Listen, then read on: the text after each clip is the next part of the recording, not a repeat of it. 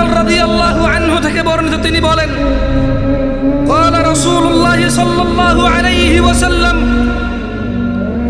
আল্লাহর রাসূল সাল্লাল্লাহু আলাইহি ওয়াসাল্লাম বলেছেন, আলা উখবিরুকা বিরাসিল আমরি কুল্লিহি, আমি কি সমস্ত কাজের মূলটা তোমাদের জানিয়ে দেব না? ওয়া আমুদিহি ওয়া যিরওয়াতি সানামিহি, আমি কি তোমাদের সমস্ত কাজের মূল, স্তম্ভ ও সর্বোচ্চ শিখর সম্পর্কে জানিয়ে দেব না? কুলতু বালা ইয়া রাসূলুল্লাহ সাল্লাল্লাহু আলাইহি ওয়াসাল্লাম। মুআয ইবনে জাবাল আল্লাহর রাসূলকে বললেন, ইয়া রাসূলুল্লাহ সাল্লাল্লাহু আলাইহি ওয়াসাল্লাম, জি আপনি আমাকে জানিয়ে দিন সব কাজের মূল কি, স্তম্ভ কি এবং সর্বোচ্চ শিখর কি? তিনি সাল্লাল্লাহু আলাইহি ওয়াসাল্লাম বললেন, রাসুল আমরি আল ইসলাম, রাসুল আমরি আল ইসলাম, সমস্ত কাজের মূল হচ্ছে ইসলাম, সমস্ত কাজের মূল হচ্ছে ইসলাম। ওয়া আমুদুহুস সালাহ, এবং ওর খুঁটি স্তম্ভ হচ্ছে নামাজ। ওয়া যিরওয়াতু সানামিহিল জিহাদ, এবং সর্বোচ্চ শিখর হলো জিহাদ করা। সমস্ত কাজের মূল হচ্ছে ইসলাম। যত কাজ করবে সব কাজ নেকি বলে গণ্য হবে মুসলমানের, এবং এই সকল কাজ নেকি বললে গণ্য হওয়ার পর তা টিকে থাকবে, এটা হচ্ছে ইসলাম। সকল কাজে ইসলামের উপরে আসবে। মুসলমান যত ইবাদত করবে এটা হচ্ছে মুসলমান, ইসলাম। ওয়া আমুদুহুস সালাহ, এটা হচ্ছে সালাহ, আমুদ খুঁটি, যেটা পুরো ইসলামটাকে ধরে রাখে। একজন মানুষ মুসলমান অথচ তার সালাহ নাই, তাহলে তার ইসলাম নাই, খুঁটি নাই, ইসলাম নাই। ইসলাম নাই, কোনো কাজ নাই। যাকাত নাই, হজ নাই, সাদাকা নাই, দানশীলতা নাই।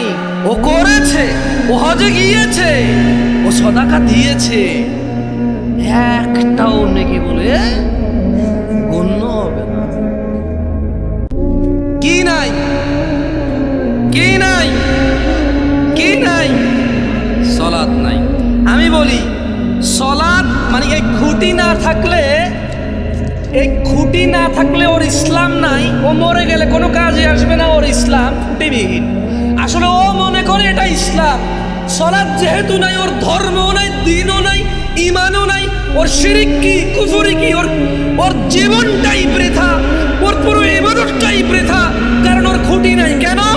কারণ আবু হুরায়রা রাদিয়াল্লাহু আনহু, আবু হুরায়রা রাদিয়াল্লাহু আনহু থেকে বর্ণিত, তিনি বলেন, বোন আমার মনোযোগ দিয়ে শোনো, ভাই আমার, قال سمعت رسول الله صلى الله عليه وسلم, আবু হুরায়রা বলছে, আমি আল্লাহর রাসূল সাল্লাল্লাহু আলাইহি ওয়াসাল্লামকে বলতে শুনেছি, ইন্না আউওয়ালা মা ইউহাসাবু বিহিল আবদু ইয়াওমাল কিয়ামাতি মিন আমালিহিস সালাহ।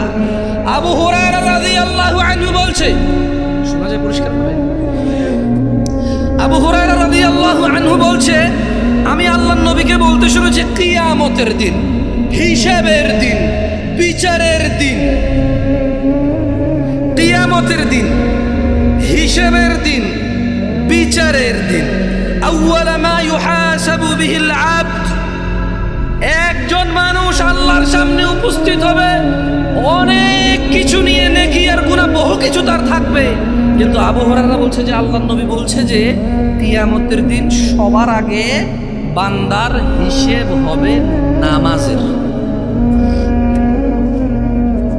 সবার আগে হিসেব হবে কিসের? খুঁটির। কিসের? স্তম্ভের। কিসের? পিলারের। কিসের? আমুদের। কিসের? সবার আগে হিসাব হবে কিসের? কিসের? খুঁটির। আচ্ছা, এবার তিনি বলছেন যে আল্লাহর নবী বলছে যে সবার আগে হিসেব হবে নামাজের, আর কোনো হিসেব হবে না। তো ইয়া রাসূলুল্লাহ সবার আগে যদি হিসাব হয় তাহলে সমস্যাটা কোথায়? আল্লাহ নবী বলছে যে ফাইন সলুহাত, নামাজের হিসেব হবে সবার আগে।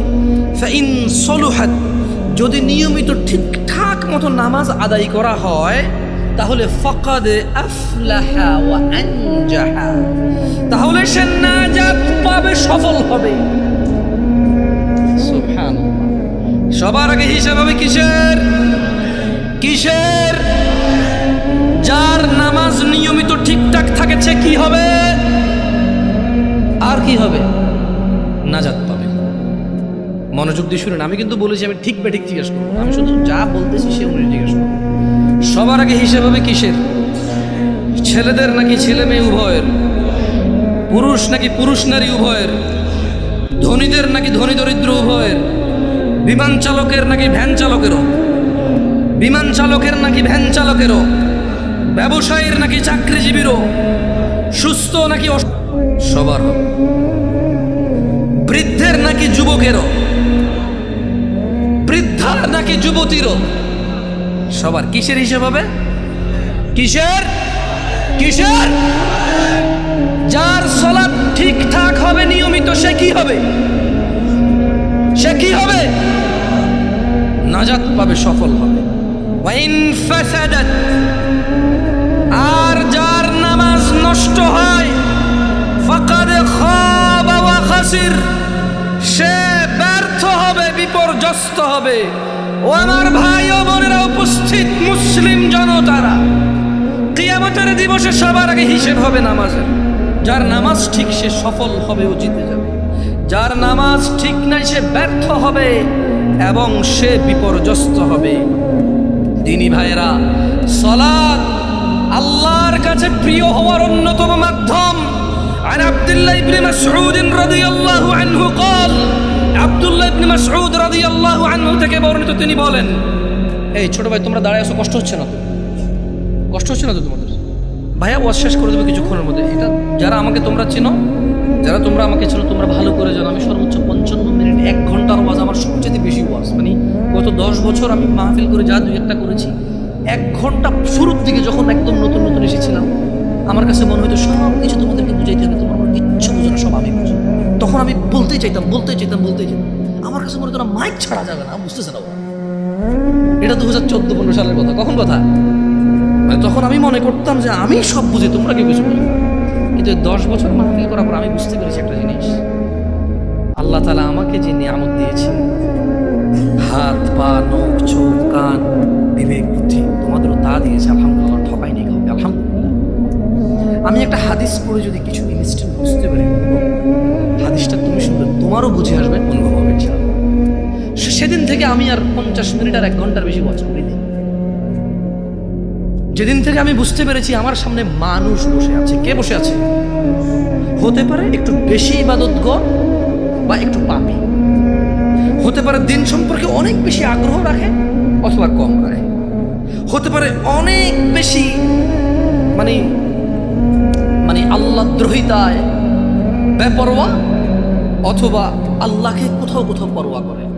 তবে সবাই কে? মানুষ। সবাই কি? আল্লাহ বিবেক বুদ্ধি দিয়েছে। আমি একটা হাদিস একবার পড়ে যদি বুঝতে পারি, ও একবার শুনে বুঝতে পারবে। একটা হাদিস যদি আমার জন্য যথেষ্ট হয় সালাত না ছাড়ার জন্য,